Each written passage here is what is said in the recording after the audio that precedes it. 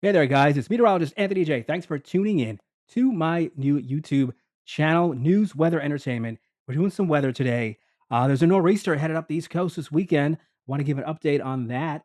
And this is the satellite or the water vapor satellite imagery showing the storm forming now or just about to over southern Florida.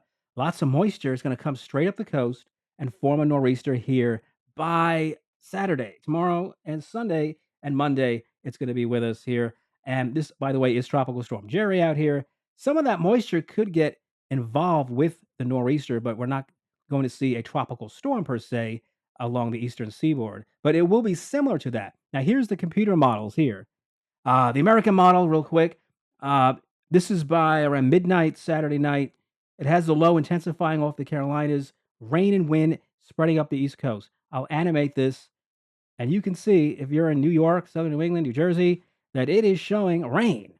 And it's showing over an inch and a half or over an inch to near an inch and a half of rain on Sunday in this region here.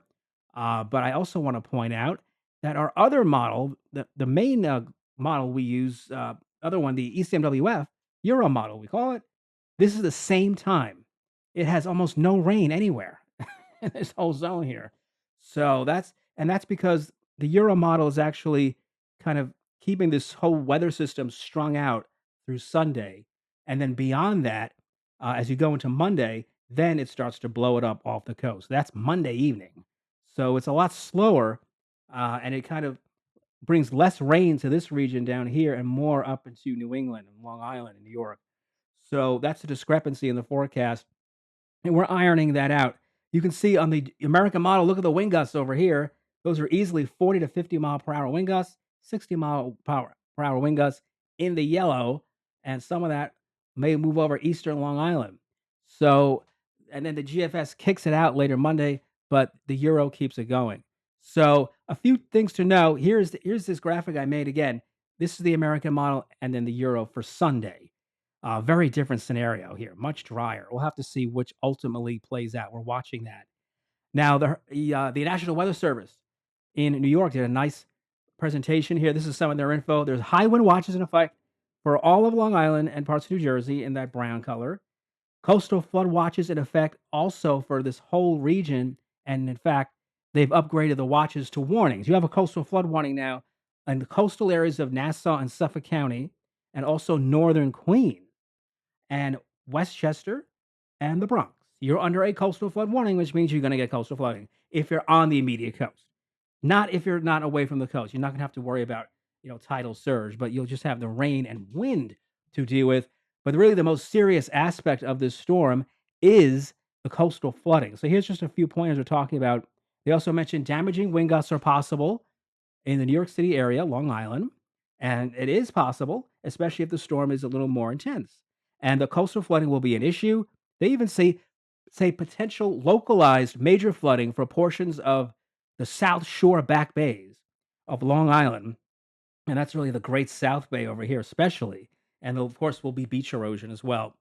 And 1.5 to 3 inches of rain is going to be common. It looks like, but the rainfall will cause some nuisance flooding, so just be aware of that, and we'll have gale force winds all across the area beginning either Sunday or Sunday night into Monday.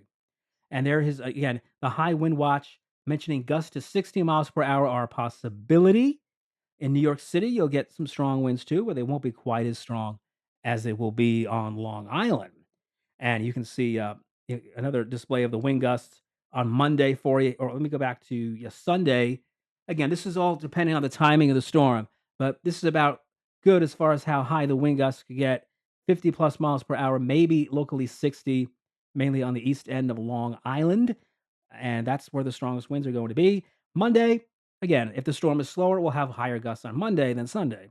So we're going to watch that very carefully for you. And we mentioned, of course, now some areas under a coastal flood warning. They're talking about 8 to 12 foot breaking waves, and there will be, perhaps even around areas in New York City, because I mentioned you have a warning now in the Bronx and northern Queens.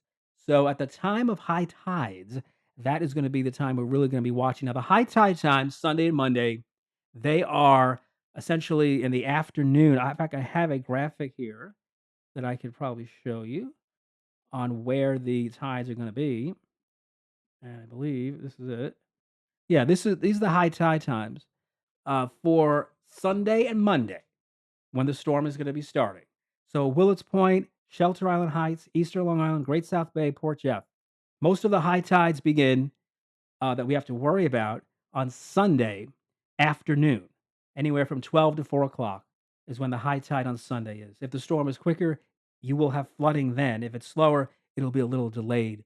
And there's another high tide Monday morning, and that's the holiday, at around 5 a.m. in Willets Point, Shelter Island Heights, and Great South Bay for you. And at Port Jefferson Harbor, you have also a high tide early, very early, around 1 a.m. Monday morning, and then another one in the afternoon.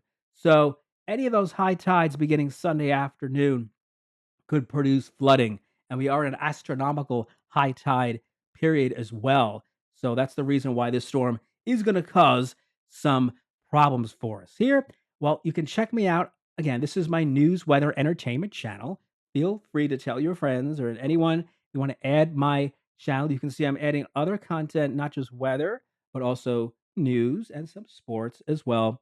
And my weather page is right over here on Facebook. If you have Facebook, feel free to add me, follow me. I'll be posting updates here and all kinds of good content for you guys. So have a great weekend, everybody. Stay safe and always be good.